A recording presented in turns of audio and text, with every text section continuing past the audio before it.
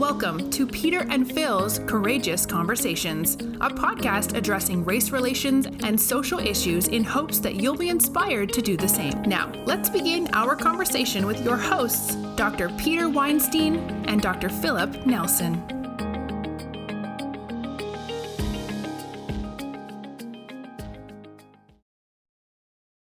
I think we learned a little bit from our kids today too, but I want to ask them, one or two more questions. And the first one is, let's stop looking back for a minute. What concerns you most about the future? I mean, you're the future, we're the past. You're in the front seat of the car, we're in the back seat of the car. You're driving the next generation. What are you concerned about most? Brooke? Oh gosh. I feel like I've kind of, amongst the past 2 years, witnessed what people thought was acceptance was actually tolerance. And tolerance is not the same as acceptance. And so once all these people were exposed that they were tolerating what was going on, they had to decide whether to accept or not accept it. And that is kind of how we've come to all what's going on today. And once there's a divide, divides get larger, they get more apparent. So I don't know if this divide between people who have accepted what's right and wrong versus the people who are fighting what they don't want to see as good change, or that's not the right word, but fighting against change from what you guys were just talking about, change from changing history to become better. I could see that as a bad thing. So I guess that's my concern. No, I agree with you, Brooke. I think my concern as well is my father was stating earlier, and that's going backwards. I think what scares me the most is watching history repeat itself. Was it the resurrection in the 1800s where we were actually kind of going forward? Black people were actually able to do a lot more, and then those rights were taken away from them. Correct me if I'm wrong. You're talking about the post-Civil War era. Yes, yeah.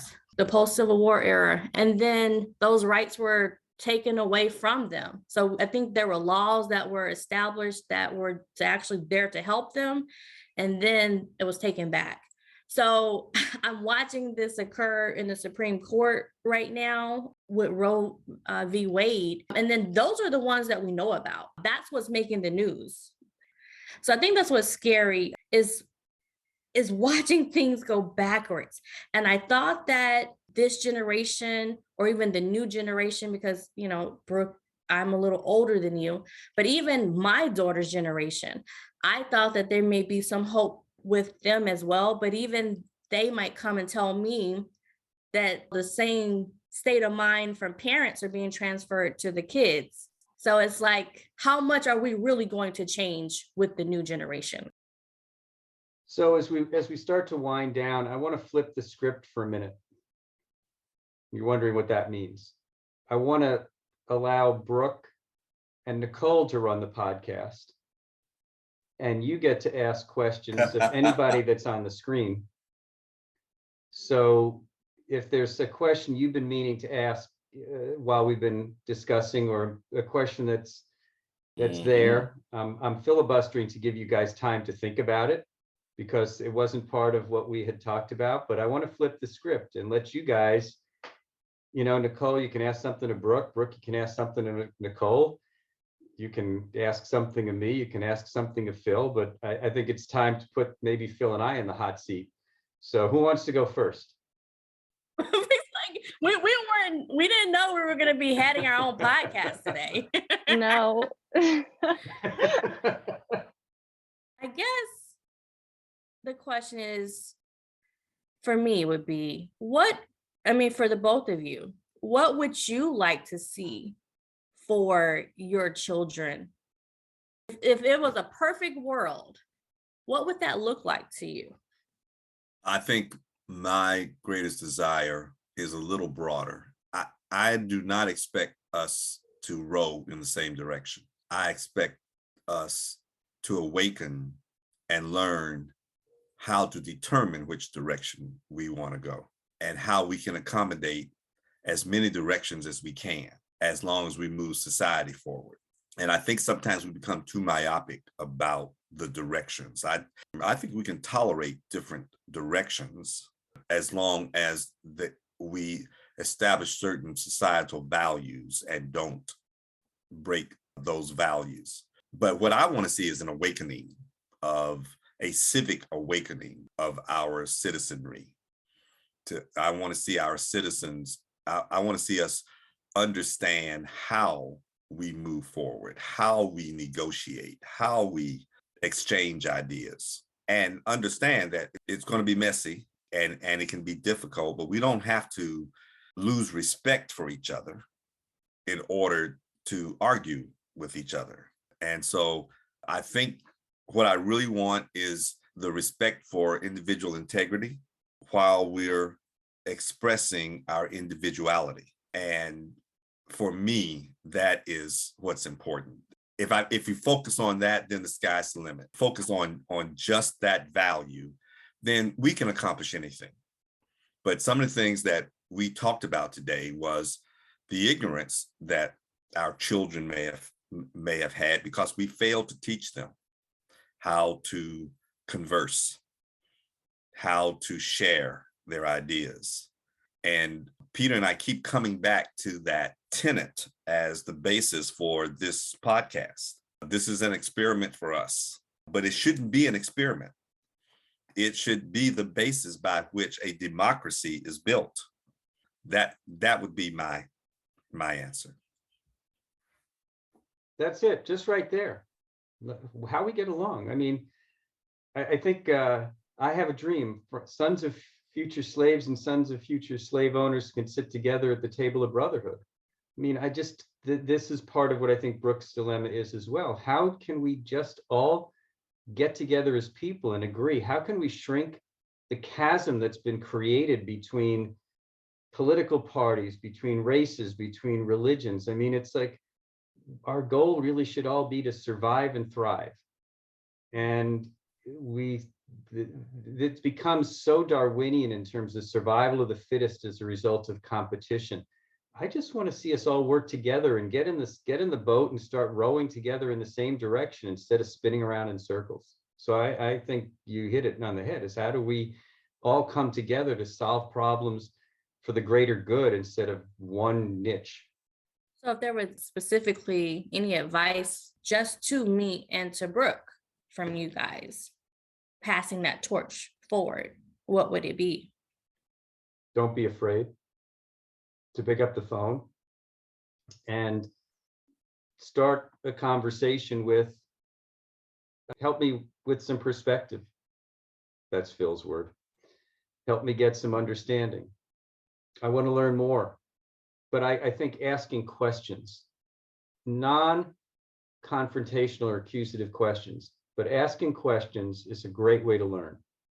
And I think sometimes we use statements, but I think if you learn how to ask questions, I think we learn more. I think my advice would be to engage. And an engagement takes on many appearances. Everybody is going to live their life and everybody's going to focus on their issues and their problems.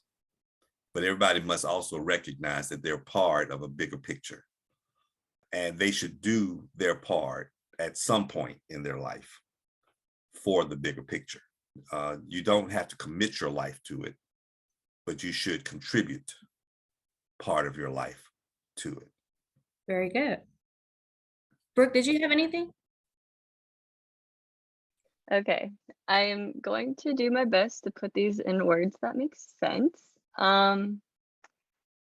So, like movies from your time, they include a lot of stereotyping as comedy.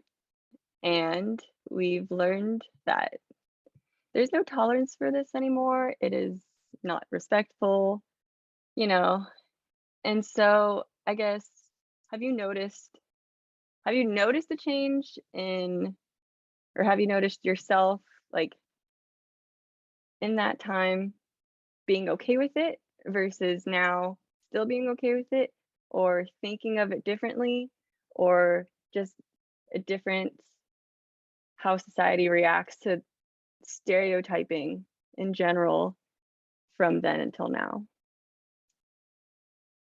That's an excellent question, Brooke. I tell you what, while I was my guts were churning while you were asking the question, because it's something that bothers me all the time. It's this natural reaction that we buy into in trying to be politically correct. And it goes back once again to your ethereal statement that history is a conversation. And I'm gonna use my word again. If you don't understand the perspective of history, then it's easy to condemn what used to be. But then when you do that, you also deny sheer artistry for the sake of politics.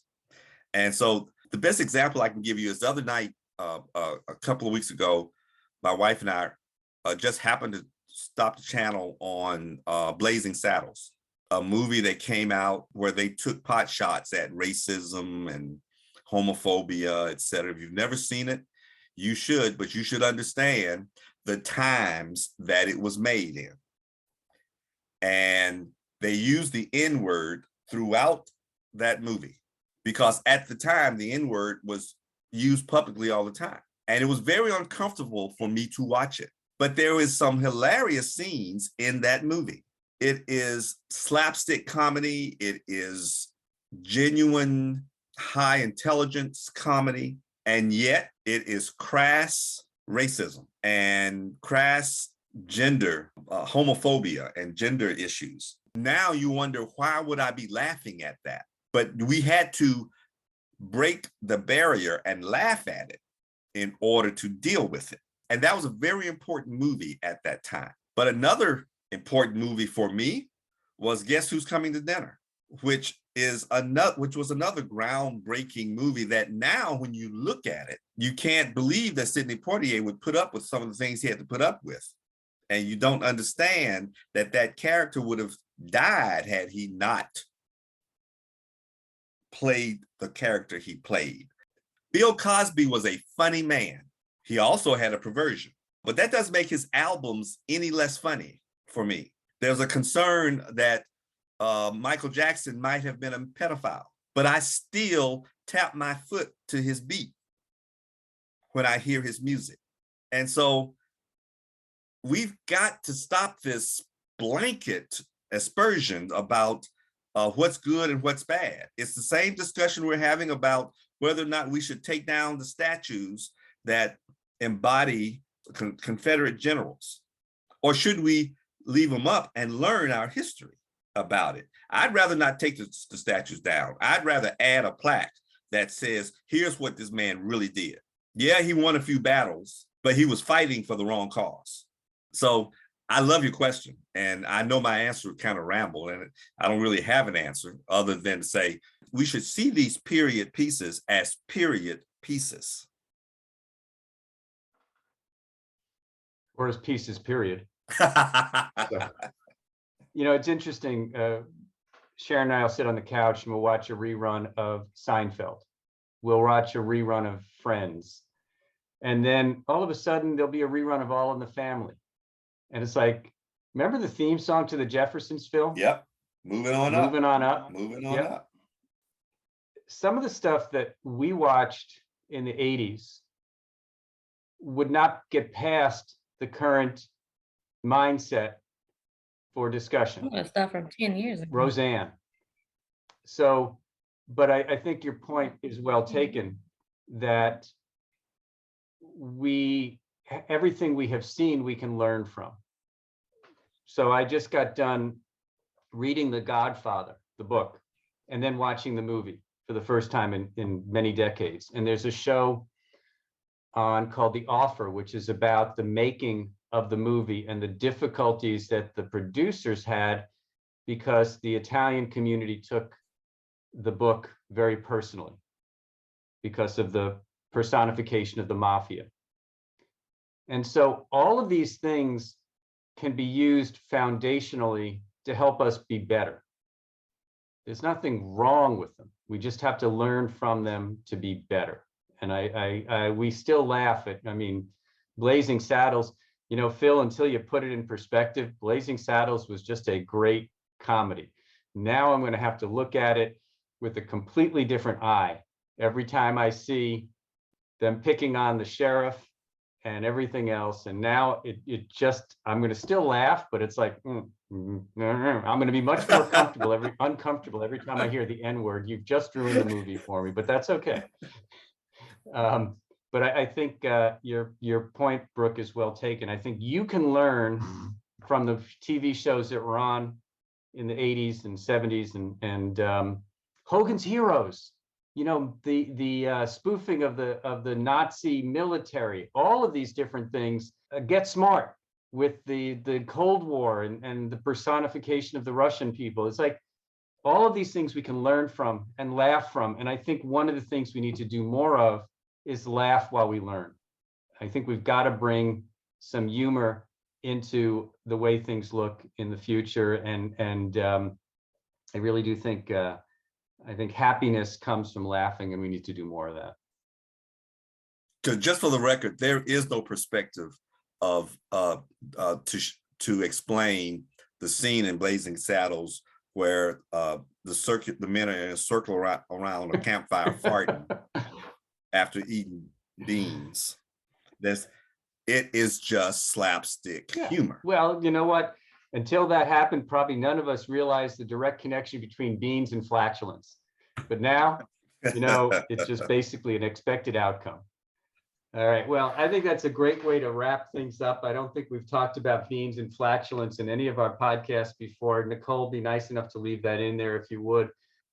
I'm pretty sure Nicole's going to cut that part. Yeah, I don't know. We'll see how it works. Brooke, hope this didn't make you too uncomfortable today and joining in our courageous conversation, but I just want to personally thank you for taking time out and spending a couple hours with us today, and thank you so much for being a part of this. Could have been worse. It wasn't too bad. Well, you know you're doing good when she says it could have been worse. So Nicole, thank you for joining us. Brooke, I enjoyed meeting you digitally. Nicole, thank you for joining us and being a part of this. And we hope we met your needs, both as a producer as well as a daughter. And I appreciate all of your thoughts. You all made us think, and you provided the perspective that we thought we needed here. To all of our listeners, again, want to just do a shout out to Nationwide and thank you for supporting us and some of the different tangents that we go off on these courageous conversations. And thanks to all our listeners for listening, and we'll catch up with you soon. So thanks.